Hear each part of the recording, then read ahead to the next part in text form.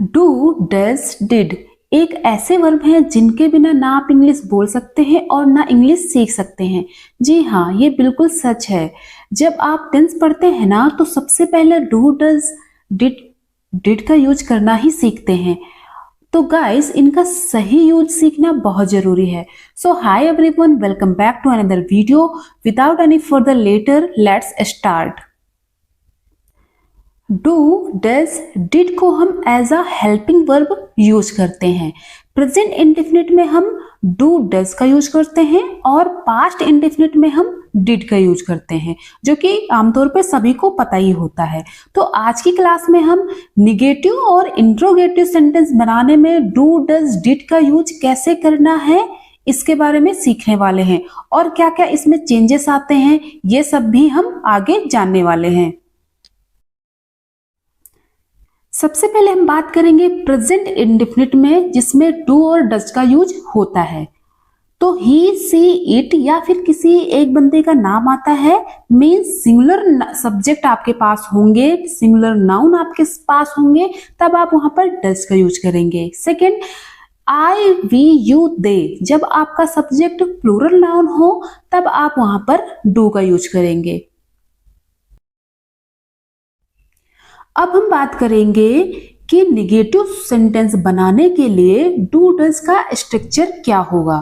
तो सबसे पहले आपका सब्जेक्ट होगा, उसके बाद हेल्पिंग वर्ब होगी, उसके बाद नॉट का यूज करेंगे, फिर आपका मेन वर्ब आएगा और लास्ट में आपका ऑब्जेक्ट आएगा। जैसे मैंने यहाँ पर पहला सेंटेंस लिया है, मैं वहां जाता हूं, आई गो देयर। यहाँ पर इस सेंटेंस में हमने सिर्फ मेन वर्ब यूज किया है, इस सेंटेंस में कहीं भी हेल्पिंग वर्ब नहीं आया है, और ये सेंटेंस आपका पॉजिटिव सेंटेंस है। ठीक है। सेकंड सेंटेंस है, मैं वहां नहीं जाता हूं, तो ये आपका हो गया negative sentence. I do not go there, तो यहां पर हमने डू लगाया है क्योंकि आई के साथ डू लगता है, तो यहां पर हमने हेल्पिंग वर्ब भी यूज किया है और मेन वर्ब गो भी यूज किया है। तो निगेटिव सेंटेंस में आपको हेल्पिंग वर्ब और मेन वर्ब दोनों यूज करना पड़ता है, और पॉजिटिव सेंटेंस में आपको सिर्फ मेन वर्ब यूज करना पड़ता है।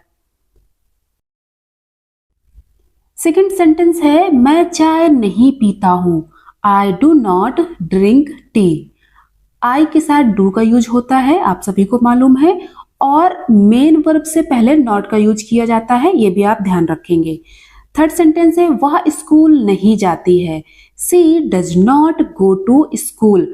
अब यहाँ पर डज का यूज हुआ है क्योंकि आपका सब्जेक्ट सी आया है, और सी आपका सब्जेक्ट होता है सिंगुलर होता है। ठीक है, तो इसलिए हमने यहाँ पर सी के साथ डज का यूज किया है। नेक्स्ट सेंटेंस है, मेरी बहन गाना नहीं गाती है, my sister does not sing. Last है, रोहन वहां नहीं जाता है, Rohan does not go there. ठीक है, तो यहां पर आपने देखा माई सिस्टर और रोहन, ये आपके क्या है, सिंगुलर सब्जेक्ट हैं, इसलिए इन दोनों के साथ हमने यहाँ पर डज का यूज किया है। होप अब आपको क्लियर हो गया होगा कि डू और डज का यूज कहाँ करना है। नेक्स्ट हम बात करेंगे पास्ट इंडेफिनिट की, और पास्ट इंडेफिनिट में डिड का यूज किया जाता है। ठीक है, आई, वी, यू, दे या फिर आपका ही, सी, इट, नेम, इन सब के साथ हम डिड का यूज करेंगे। कहने का मतलब ये है कि सब्जेक्ट चाहे प्लूरल हो या सिंगुलर हो, सबके साथ हम डिड लगाएंगे। ओके, ये क्लियर हो गया आपको। नेक्स्ट बात करेंगे कि डिड के साथ जो भी आपके सेंटेंस बनेंगे उसका स्ट्रक्चर क्या होगा। तो जैसा स्ट्रक्चर आपने प्रेजेंट इंडेफिनिट का देखा था, सेम स्ट्रक्चर आपका यहाँ भी होगा।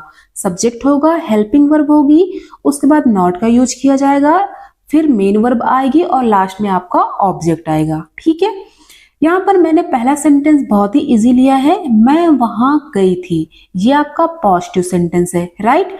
आई वेंट देयर। अब जब आपका सेंटेंस पॉजिटिव है तो मैंने यहां पर गो की सेकेंड फॉर्म वेंट लगाया है। ठीक है, सेकेंड सेंटेंस है, मैं वहां नहीं गई थी। अब पहला सेंटेंस ही आपका निगेटिव बन गया है। ठीक है, मैं वहां नहीं गई थी, I did not go there.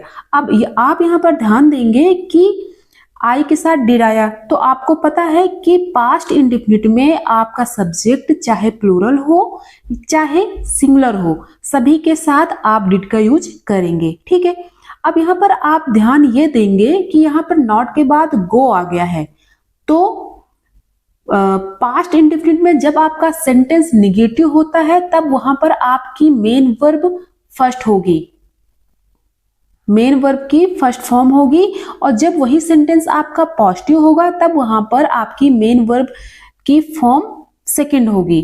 ठीक है, नेक्स्ट सेंटेंस है उसने मुझे फोन नहीं किया। उसने मतलब ही डिड नॉट कॉल मी। ठीक है, अब आपको पता चल गया होगा कि जब भी आप पास्ट का निगेटिव सेंटेंस बनाएंगे तब आप वहां पर मेन वर्ब की फर्स्ट फॉर्म का ही यूज करेंगे, इसलिए हमने यहाँ पर कॉल का ही यूज किया है। ठीक है, थर्ड है हमने वो मूवी नहीं देखी थी। हमने मतलब we did not watch that movie, वो मूवी की इंग्लिश हो गई दैट मूवी। ठीक है, तो यहां भी हमने मेन वर्ब की फर्स्ट फॉर्म वॉच का ही यूज किया है। अब हम बात करेंगे कि इंट्रोगेटिव सेंटेंस बनाने के लिए डू डज डिड का यूज कैसे किया जाएगा, और इससे सेंटेंस बनाने के लिए जो भी स्ट्रक्चर होता है वो कैसे होगा। तो हेल्पिंग वर्ब यहाँ पर आपकी सबसे पहले हो जाएगी, फिर आपका सब्जेक्ट आएगा, और अगर सेंटेंस निगेटिव है तब आप वहां पर नॉट लगाएंगे, और फिर आपकी मेन वर्ब आएगी, और लास्ट में आपका ऑब्जेक्ट आएगा। अगर सेंटेंस आपका निगेटिव नहीं है तब आप वहां पर नॉट का यूज नहीं करेंगे। जैसे पहला सेंटेंस है क्या आप टेनिस खेलते हैं, तो ये आपका प्रेजेंट इंडेफिनिट का है।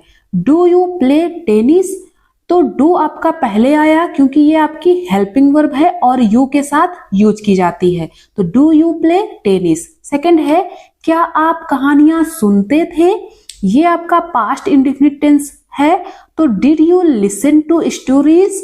ठीक है, और पास्ट इंडेफिनिट में आपको पता है कि सब्जेक्ट आपका चाहे सिंगुलर हो चाहे प्लूरल हो, सभी के साथ डिड का यूज किया जाता है। तो यहाँ पर डिड आपकी हेल्पिंग वर्ब है, इसलिए इसको हमने पहले रखा, और यू आपका सब्जेक्ट है। आई होप अब आपको क्लियर हो गया होगा कि डू डज डिड का यूज कैसे करना होता है। थर्ड सेंटेंस है रिया कहाँ काम करती है। अब इसमें कहाँ भी आ गया है, ठीक है, तो कहाँ वर्ड जो होता है वो WH फैमिली से आता है, राइट।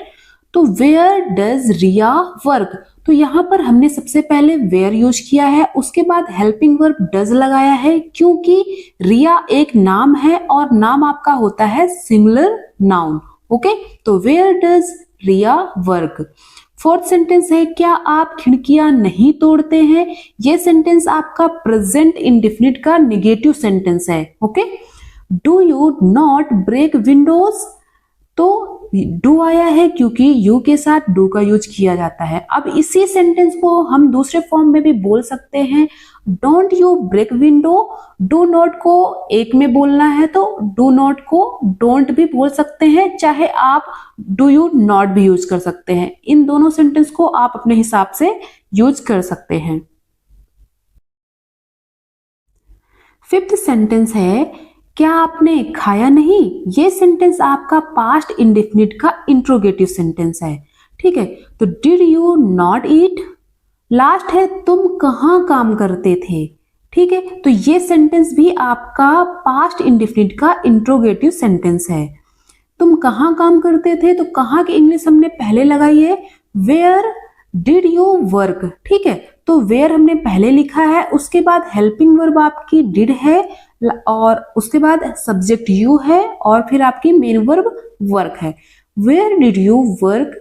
ठीक है, तो अब तक आप समझ गए होंगे कि डू डज डिड का यूज निगेटिव सेंटेंस बनाने में और इंट्रोगेटिव सेंटेंस बनाने में किस तरीके से हम स्ट्रक्चर को यूज करेंगे, और कहां पर हमें कौन सी मेन वर्ब लगानी है, कहां पर मेन वर्ब फर्स्ट लगानी है और कहां पर मेन वर्ब सेकंड लगानी है। ये सब अभी तक आपको पूरा क्लियर हो गया होगा। नेक्स्ट अब हम बात करेंगे कोई दो ऐसे पॉइंट है जो आपको नोट करना है। पहला यह है कि डू डज डिड को एज अ हेल्पिंग वर्ब हम पॉजिटिव सेंटेंस में यूज नहीं करते हैं। सेकंड है कि टू ऐड एम्फेसिस, लेकिन जब हम जोर देकर किसी काम को करते हैं तब हम वहां पर इनका यूज पॉजिटिव सेंटेंस में भी कर सकते हैं। जैसे मान लो किसी ने आपको बोला कि तुम स्कूल नहीं जाते हो, तब आप वहां पर बोलेंगे कि नहीं मैं तो स्कूल जाता हूं। तो यहाँ पर आप अपने सेंटेंस को जोर देके बोल रहे हैं ना कि मैं तो स्कूल जाता हूं। आप कैसे बोल रहे हो कि मैं स्कूल नहीं जाता हूं, है ना। तो आप अपनी बात को स्ट्रॉन्ग बताने के लिए आप अपनी बात पर जोर दे रहे हैं, तब ऐसे केसेस में आप पॉजिटिव सेंटेंस में भी डू डज डिड का यूज कर सकते हैं।